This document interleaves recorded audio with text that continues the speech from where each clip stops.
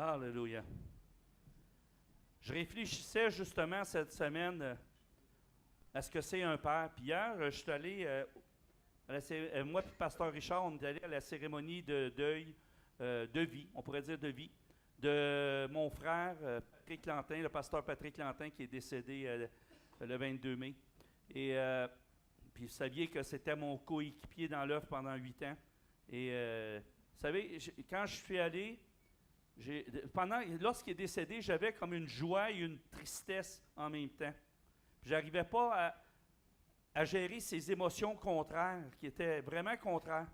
Puis je ne comprenais pas tout à fait qu'est-ce que je vivais. Puis j'ai parlé avec ma sœur France, qui est la femme du pasteur Patrick, et j'ai parlé avec ses filles.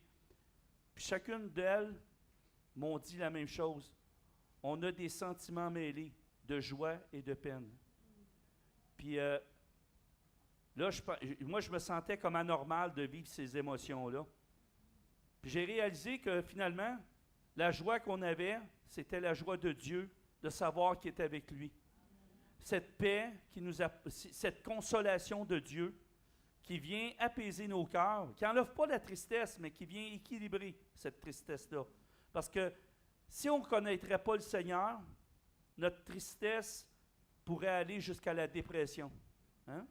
Mais avec le Seigneur nous relève. Il veut qu'on les vive, ces émotions-là, mais il veut nous aider à passer à travers cette étape-là. Hein? C'est une séparation, c'est difficile. Et hier, j'ai vraiment réalisé que j'avais perdu mon meilleur ami. Et j'ai eu à témoigner, j'ai eu à faire une homélie pour lui.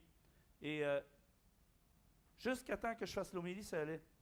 Mais quand je suis descendu, je suis rentré en contact avec la fille de Patrick, qui était mon ami. Et là, elle a éclaté en sanglots et moi, j'ai éclaté en sanglots. T'sais?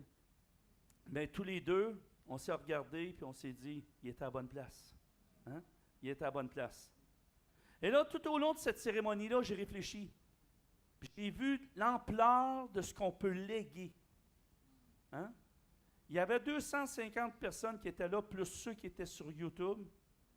Et le sanctuaire, il était plein. Des gens que j'ai connus il y a 30 ans qui étaient là, que je n'avais pas revus depuis 30 ans. Hein? J'ai vu des gens, des pasteurs que je ne me serais jamais attendu qu'ils seraient là. Et ça m'a touché. Et j'ai vu comment on peut laisser un héritage dans la vie des gens. Et en tant que père, la question qu'on doit se poser, c'est qu'est-ce que je veux laisser comme héritage à mes enfants? Qu'est-ce que je veux leur laisser comme héritage? Est-ce que je veux leur laisser ce qu'il y a dans mon portefeuille? Ou je veux leur laisser quelque chose de plus grand?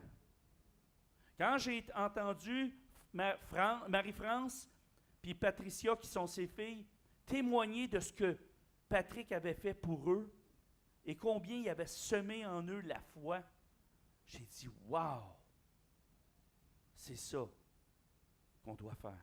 C'est ça qu'on doit léguer. » Puis ils remerciaient leur père pour qu'est-ce qu'il avait semé en eux, la foi. C'était le plus beau trésor qu'ils avaient tous les deux, que leur père avait laissé. Et moi, je me suis posé la question pour chacun de nous autres, en tant que père.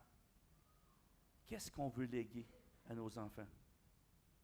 Qu'est-ce qu'on veut que les gens disent de nous lorsqu'on va être partis? Est-ce que les gens vont dire de nous, « Ah ben lui, je le voyais, il était à l'église. Il était là régulier, mais pas vraiment eu de relation avec. Il ne parlait pas beaucoup, il ne parlait pas, on ne se parlait pas. On se disait bonjour, bonjour, puis ça s'arrêtait là. Je ne faisais rien dans l'église de particulier. Tu n'as pas impliqué nulle part. » Puis on voyait que ses enfants n'étaient pas trop proches de lui. Sa famille avait de l'air normal.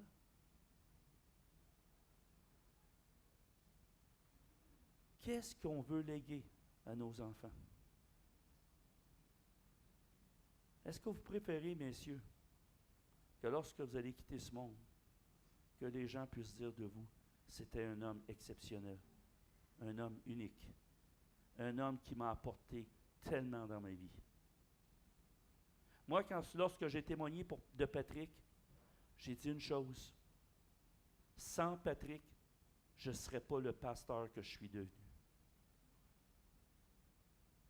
Les gens, lorsqu'ils nous voyaient, moi puis lui, ensemble, ils disaient, ils sont complémentaires tous les deux. On était une personne, mais deux personnes différentes. Et on travaillait dans une harmonie et une unité que Dieu honore. Lorsque je vous parle d'unité, c'est ça. C'est accepter que l'autre a des dons différents de nous, mais que nos dons ensemble font un complément. Le Seigneur nous parle d'unité, il dit que le corps soit bien coordonné, bien assemblé et coordonné. Remarquez bien une chose là-dedans. Il ne dit pas que le pasteur soit la tête et que le reste soit coordonné. Il dit que tous soient coordonnés et assemblés. Chacun à sa place. Chacun selon son don. Chacun selon son talent. Et lorsqu'on arrive à ça, puis qu'on arrive à regarder l'autre dans ses qualités, dans ses talents, puis qu'on admire ces choses-là, on apprend de lui et ça revient sur nous, inévitablement. Moi, le premier, lorsque je suis arrivé avec Patrick, il y a une chose qui m'a frappé. Je me disais, beau, juste qui est donc lent. Puis là, il me disait, moi, mon nom, c'est Lantin. Lent. J'ai dit, wow, il bouge pas fort, là, tu sais. Il bouge pas fort, puis ça bougeait pas fort. Ça faisait 11 ans qu'il était là, puis il était stationnaire. J'ai dit, wow, Pat, là, il faut que tu fasses de quoi, là, ça n'a pas d'allure. Puis moi, je pouvais y parler comme ça. Puis là, à un moment donné, je dis, hey, écoute, Pat, là, ça n'a pas d'allure, ton affaire. Voyons donc, tu as 240 000 $ dans le compte de banque, vous ne réparez même pas l'église. C'est ridicule. Ouais, mais on veut un jour acheter. Ben oui, mais tu veux un jour, mais là, ça fait longtemps que tu veux un jour, là. En attendant, ça, c'est en train de tomber, puis il faut que tu fasses l'église, là. Hein? Puis là, j'y parlais comme ça. Puis là, il me disait, Jean-Marie, calme-toi. Il me disait, regarde, mollo. Ça m'a fait rire parce que quand je suis arrivé ici, il y a un homme qui me dit, tu sais, pasteur, tu as plein d'idées, mais n'oublie pas qu'il y en a qui te suivent. Je me souviendrai toujours de ça. Puis ça, c'est l'amitié. Quand tu es capable de parler à quelqu'un avec honnêteté et avec ton cœur, c'est la vraie amitié. Avec Patrick, j'étais totalement transparent. Et là, ce que je veux dire à travers de ça, c'est qu'il a légué quelque chose d'unique dans ma vie. Tellement unique. Il a rempli mon cœur d'une compassion pour les autres, d'un amour pour les autres. À travers de lui, j'ai vu le cœur du berger. Un homme rempli de compassion, toujours prêt à accueillir toute personne qui avait un besoin. Et il allait même voir ses brebis lorsqu'il y avait un problème d'ordinateur, un qui avait un problème de plomberie. Hein? Il était un serviteur incroyable. J'ai tellement appris avec cet homme-là. Premièrement, j'ai appris à ralentir, puis lui, il a appris à accélérer. Fait que finalement, on s'est rejoint quelque part. Et il va me manquer énormément. Mais vous savez, Dieu est bon. Parce qu'il a mis à mes côtés un homme qui lui ressemble beaucoup, Pasteur Richard. Puis je suis tellement béni de connaître Richard. Puis je sais que notre amitié va grandir de plus en plus, moi puis toi. T'sais? Puis c'est ce que je désire le plus. Parce que j'ai confiance en Richard. Amen? Vous savez, un père, c'est essentiel. Sans le père, on ne peut pas connaître notre identité. Hein? Dans la culture juive, le père est là pour dire à l'enfant, t'es bon, t'es capable, tu vas y arriver. Mais nous, dans la culture québécoise, on s'est habitué à dire, ah ben non, il n'exagère pas, là, tu ne peux pas aller là, tu ne peux pas faire ça, tu ne peux pas faire ci. Et là, on a proféré des malédictions continuelles sur nos enfants, sans savoir que c'était des malédictions qu'on prononçait. Que Dieu nous pardonne. Mais aujourd'hui, il n'est pas trop tard pour commencer à dire à nos enfants, tu es capable. Crois en Dieu, Dieu va t'aider, Dieu va te donner les capacités. Aie confiance en toi. Hein? Moi, j'avais mon fils, le plus jeune, qui m'appelait souvent lorsqu'il est parti en appartement, puis il était là, ah, père, je ne sais pas quoi faire. Tu es capable, tu vas trouver la solution. Prie, tu vas trouver la solution. Puis il a toujours fait ce que je disais. Mais je disais toujours, tu es capable. Tu as toutes les capacités. Tu es intelligent. Puis tu es beau comme un cœur. Fait que regarde, tu vas y arriver. Hein? Alléluia. Comment être un père qui va transmettre des valeurs positives à nos enfants? Comment on peut faire ça? Hein? On doit premièrement devenir des hommes remplis de la grâce de Dieu. Ça, c'est la première chose qu'on doit faire. En étant connecté à qui? À Jésus. La semaine passée, je vous ai parlé de quelque chose. Demeurez en moi et je demeurerai en vous. Hein? C'est dans Jean 15, passage 4 à 5. Et ça dit plus loin qu'on ne peut rien faire de bon sans lui. Hein? On ne peut rien faire sans lui. Mais moi, je l'ai traduit comme on ne peut rien faire de bon sans lui. OK? Parce qu'on peut faire des choses par notre chair, mais ça ne vaut rien. Comprenez? Et être un père, si je veux être un bon père, je dois commencer par me connecter au Père qui est en haut, qui lui va m'enseigner comment aimer mes enfants. Mais si moi, en tant que père, je ne vais jamais dans la prière, c'est quelque chose que j'aime pas. Je trouve ça, je ne sais pas, j'ai l'impression de parler dans le vide. Je vais juste te dire une chose, tu ne parles jamais dans le vide. Tu parles au Dieu Tout-Puissant, qui contrôle toutes choses, qui connaît toutes choses, connaît ton passé, ton présent et ton futur. Il est omniprésent, omniscient. Hein? Et omnipotent. Si on met notre confiance en Dieu, Dieu va semer dans notre cœur des paroles de vie pour nos enfants. Parce que son désir, il n'a pas créé ces enfants-là pour qu'ils deviennent une malédiction. Il les a créés pour qu'ils soient une bénédiction. Et pour qu'ils deviennent une bénédiction, on doit transmettre un héritage à ces enfants-là. Moi, je veux savoir, les pères qui sont ici, est-ce que vous voulez transmettre un héritage? Je veux voir les mains levées des pères qui veulent transmettre un héritage. Bon. Moi, le premier, je lève les deux mains. Est-ce que vous voulez que vos enfants aient un témoignage de vous positif lorsque vous allez partir? Hein? Maintenant, si vous avez des relations qui ont été brisées avec vos enfants, prenez le temps d'aller les voir. Humiliez-vous. Demandez-leur pardon. Et vous allez voir comment c'est grand l'amour, comment c'est puissant l'amour. Continuez à semer l'amour en eux. Même s'ils sont en colère, aimez-les. Encore plus. Parce que le Père céleste, malgré nos propres colères envers lui, il continue à nous aimer. Il continue à être présent. Il ne nous abandonne jamais. Il nous tend toujours la main. Tu peux-tu me mettre le diapo 1, s'il te plaît? Regardez. Ça, c'est la main du Père céleste qui nous tend la main continuellement. C'est à nous de la saisir, cette main. Amen? Tu peux-tu me mettre le diapo 2, s'il te plaît? Regardez. Dans une relation d'égal à égal, Dieu nous parle. Nous, souvent, en tant que père, on se met au-dessus de nos enfants. Abaissez-vous et élevez-les. Assoyez-vous avec eux. Prenez le temps d'écouter ce qu'ils ont à vous dire. Prenez le temps de les aimer. Amen. Vous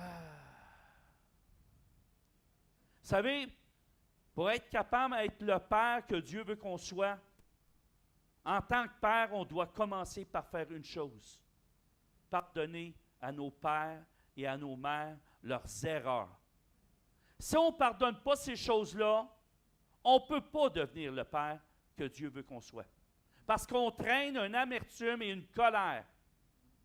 Et comme ce matin, la parole qui a été dite, déposez votre colère au pied de la croix. Laissez-la là et pardonnez. Oui, vos pères ont peut-être fait des erreurs. Oui, vos mères ont peut-être fait des erreurs. Mais vous aussi, vous en avez fait. Arrêtez de regarder ce qu'eux ont fait, mais regardez ce que vous faites.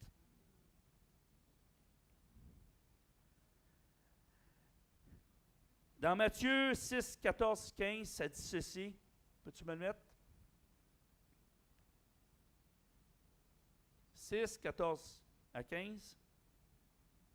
Si vous pardonnez aux hommes leurs offenses, votre Père céleste vous pardonnera aussi. Mais regardez ce qu'il dit plus loin. Mais si vous ne pardonnez pas aux hommes, oh, votre Père ne vous pardonnera pas non plus vos offenses. Tu veux être pardonné? Commence par pardonner. Commence par pardonner. Parce que la clé de la guérison passe par le pardon. Si tu ne pardonnes pas, tu ne peux pas être guéri. Parce que tu retiens la colère, tu retiens l'amertume, tu retiens la vengeance. Et ton cœur est impur devant Dieu. Amen? Alors, à mes pères que je parle ce matin, si vous avez de la colère dans votre cœur envers votre femme, envers un de vos enfants, envers vos parents, envers un ami, s'il vous plaît, ne retenez pas le pardon. Pardonnez. Déposez cette colère-là au pied de la croix. Dites au Seigneur, je veux pardonner, mais je n'y arrive pas. Soyez sincère et honnête. Et là, la grâce de Dieu va s'appliquer dans votre vie. Dieu va vous donner le vouloir et le pouvoir d'accomplir sa volonté. Mais si vous n'avez pas le désir de pardonner, ce n'est pas Dieu qui ne veut pas vous faire grâce. C'est vous-même qui ne vous faites pas grâce. Pardonnez afin d'être pardonné.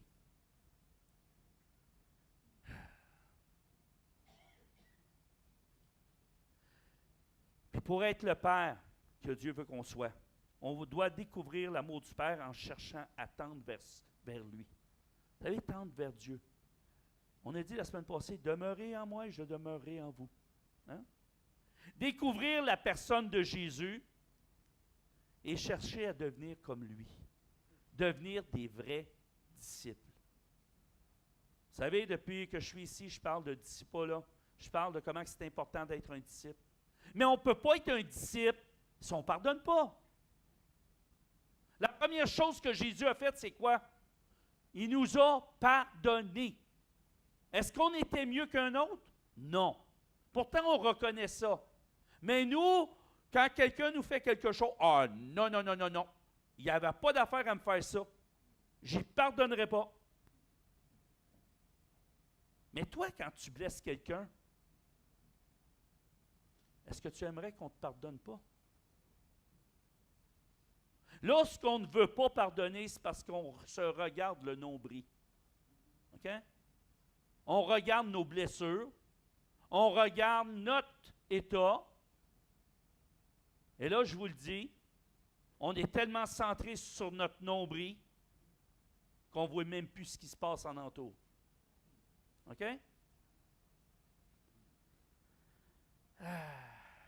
Matthieu 11, 27 dit ceci. Toutes choses m'ont été données par mon Père. Et personne ne connaît le Fils, si ce n'est le Père. Personne non plus ne connaît le Père si c'est le Fils et celui à qui le Fils veut se révéler. Amen? Si je veux être un bon papa, je dois avoir la révélation de Jésus dans ma vie. Je ne peux pas y arriver autrement. Sans ça, je vais être un père charnel. puis insatisfait. Éphésiens 5.1, il dit, « Devenez donc les imitateurs de Dieu comme des enfants bien-aimés. » Lorsqu'on a passé par les eaux du baptême, le Seigneur nous a regardés et dit, « En lui, en elle, j'ai mis toute mon affection. » Nous sommes ses enfants. Nous sommes ses enfants. Mais comportons-nous comme des enfants du royaume et non comme des enfants de la terre. Arrêtons d'être égoïstes et pensons à ceux qui nous entourent.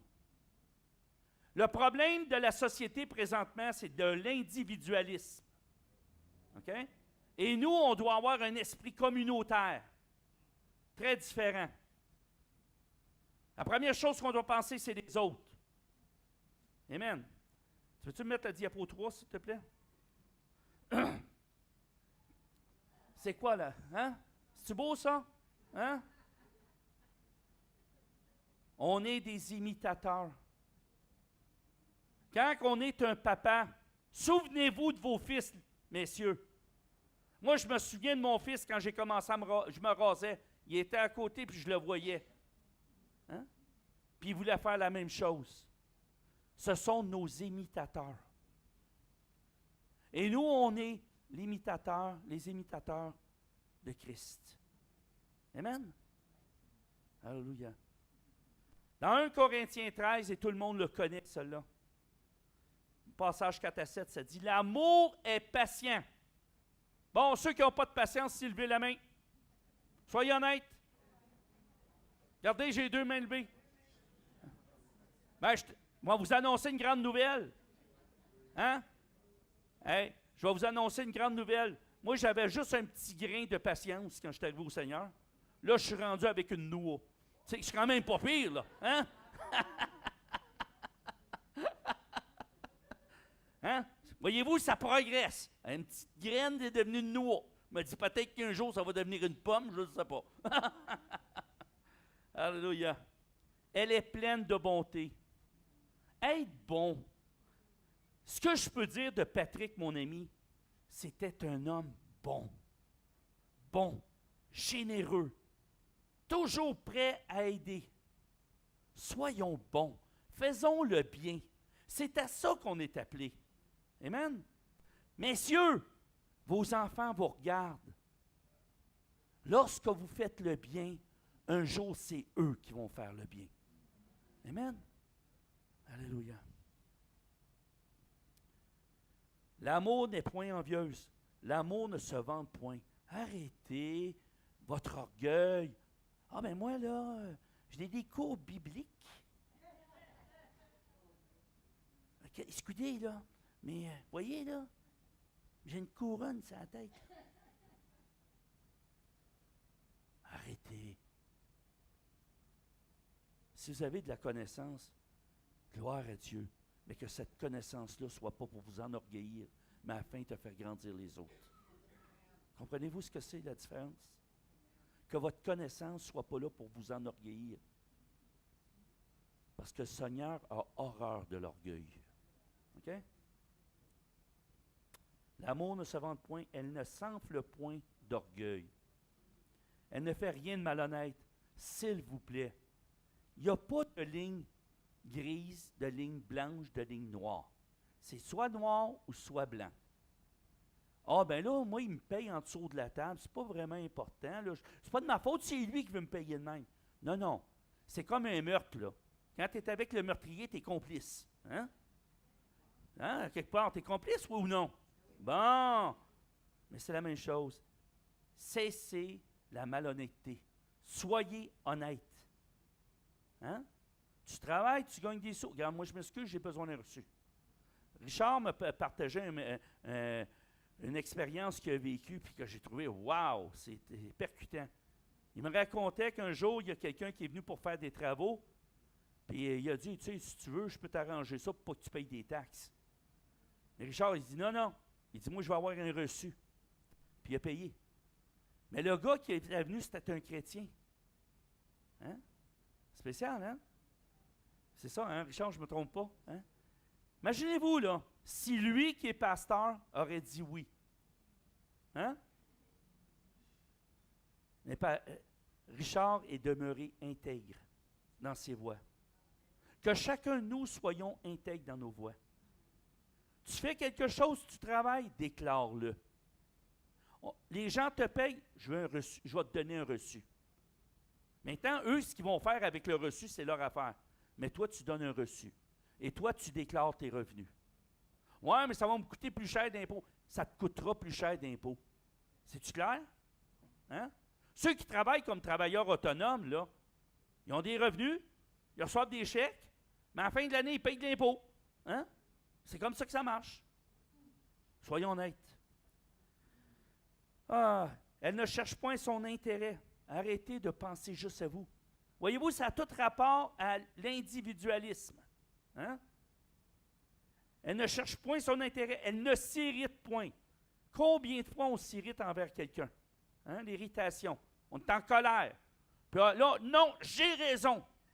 Hey, arrête là, tu as raison. Dans une chicane, il y a sur une médaille, il y a deux faces.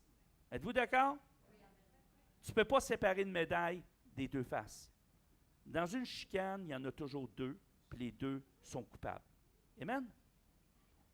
Amen. Puis si vous n'êtes pas d'accord, dites ça au Seigneur. Il va vous répondre, lui. Alléluia. Bon. Elle ne soupçonne point de mal. Ça, c'est tellement important. Combien de personnes sont là parce que le pasteur, il a passé, il ne m'a même pas salué. Moi, là, pour moi, il ne m'aime pas. Oh non, le pasteur, il n'est pas vraiment gentil, il ne m'a pas salué. Il ne m'aime pas. Réfléchissez. Hein? Dieu vous a donné une intelligence. Arrêtez d'agir en petit bébé. Hein? Grandissez. Hein? Ça se peut que le pasteur soit occupé, il a de quoi dans la tête, puis il veut régler un problème. Hein? Puis c'est la même chose entre vous autres. Ah, mais là, ma soeur, elle ne m'a même pas salué. Peut-être qu'elle est préoccupée par quelque chose. Arrête de soupçonner le mal. OK? Arrêtez. On est tous ici pour grandir, mais il faut commencer par quelque chose. Hein? Amen. Elle ne se réjouit point de l'injustice. Quand tu vois quelque chose qui est injuste, puis qu'il se produit, je me réjouis pas. Ah ben, hein, on le savait bien, elle là, tu sais, regarde-la, regarde, c'est normal, ça y arrive, ben, c'est bien bon pour elle. Hey, c'est rempli de grâce, ça. C'est rempli de grâce, je vous le dis, là. Vraiment rempli de grâce. Moi, là, c'est pas mon problème qu'elle soit coupable ou pas coupable. Elle souffre. Et je suis avec elle. Comprenez-vous? J'ai le cœur pour cette personne-là. J'ai l'amour pour cette personne-là. Je ne la juge pas. Déjà, elle se juge elle-même, cette personne-là. OK? On n'a pas à juger. Des fois, nos émotions nous font agir d'une façon. Est-ce que je suis responsable? C'est comme quand on regarde quelqu'un qui a un problème d'alcoolisme. Oh, on dit t'es écœurant, il bouille tout le temps. Arrêtez de regarder la bouteille et regardez c'est quoi qui cause le problème. Arrêtez de regarder la bouteille. Savez-vous ce qu'il vit intérieurement? Connaissez-vous son histoire? Arrêtons le jugement. Amen? Mais elle se réjouit de la vérité. Moi, c'est le point que j'aime le plus. On se réjouit de la vérité.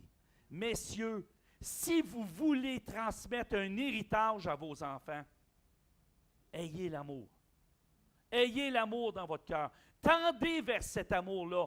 Vous n'êtes pas parfait. Dieu veut que vous le deveniez lorsqu'il va venir vous chercher. Mais tendez vers cet amour-là. Cherchez cet amour-là. Courez après l'amour.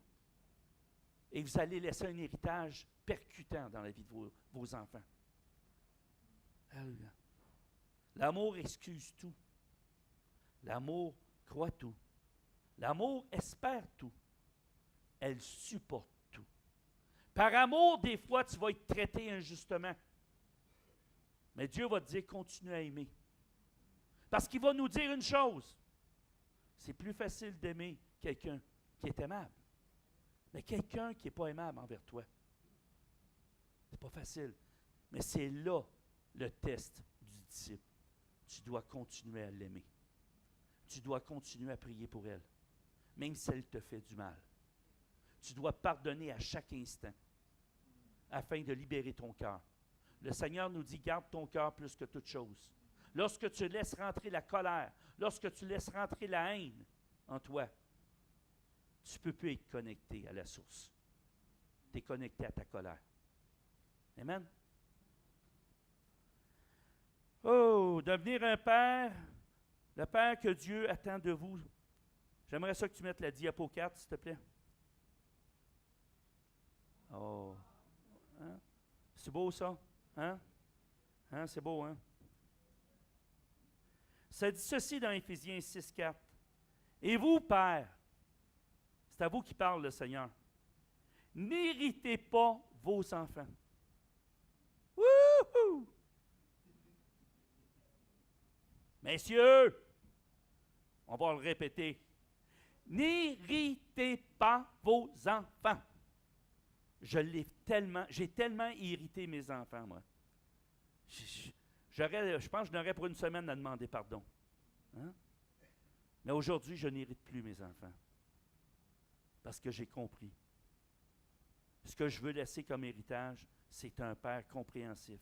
Un père qui est là pour eux, qui les écoute, qui les encourage, qui les fortifie, qui leur donne un petit coup de pied dans le derrière pour qu'ils aillent plus vite. Hein? Mais élevez-les en les corrigeant et en les instruisant selon le Seigneur. Le verbe hériter ici est les provoquer. Souvent, on est avec nos enfants, puis on a une façon de voir les choses, puis là, on leur rentre dedans. On provoque une colère en eux. Hein? Plutôt de prendre le temps d'écouter ce qu'ils ont à dire, non, non, c'est comme ça que ça marche. Là, hey, moi, j'ai de l'autorité sur mes enfants. Ils m'écoutent. Oui, mais ils ne t'aiment pas. Ah non, tu crois qu'ils t'aiment? Non, ils ont peur de toi. Hein? Qu'est-ce que tu préfères? Hein? Qu'ils écoutent un petit peu moins puis qu'ils t'aiment? Puis qu'à un moment donné, ils se mettent à obéir parce qu'ils t'aiment? C'est comme nous avec Dieu. Si Dieu nous met des règles strictes, c'est ça qu'il a fait avec la loi. À un moment donné, les gens marchent par peur. Moi, j'aimerais que tout le monde ici marche par amour. Amour. Amen? Le mot « élever » ici veut dire consolider. Wow! Entretenir. Apporter le nécessaire. Ça veut dire que ton enfant grandit, là. Vas-y, mon petit gars. Ah ouais, vas-y, ma fille, t'es capable. Je suis là, je suis à côté de toi. Je vais t'aider, je vais t'encourager. Mais tout au long de sa vie, il est aux études. Ah, pas j'ai assez de misère. Tu vas y arriver. Tu vas y arriver. Aie confiance en toi. Dieu t'a donné des talents. Dieu t'a donné des dons. De fortifier, rentrer, donner l'identité du royaume de Dieu à vos enfants. Nous, quand on arrive au Seigneur, on est obligé de défaire toute l'ancienne identité puis ramener l'identité de Dieu. Mais vous avez le privilège d'avoir des enfants et leur donner une identité maintenant. Hey, c'est extraordinaire. Vous pouvez laisser un héritage incroyable dans la vie de vos enfants. Alors, faites ça. Faites la volonté de Dieu. Et le mot corriger ici, ça a rapport à... C'est pas dans le sens de sévérité. C'est dans un sens de replacer les choses au bon endroit, avec amour. Regarde, mon garçon, si tu vas dans ce chemin-là, dangereux, il peut t'arriver telle affaire. Regarde, je vais te montrer. T'es mieux d'aller par là. Amen? Avec amour. Maintenant, être un père, donner un héritage, c'est ce que moi je veux faire.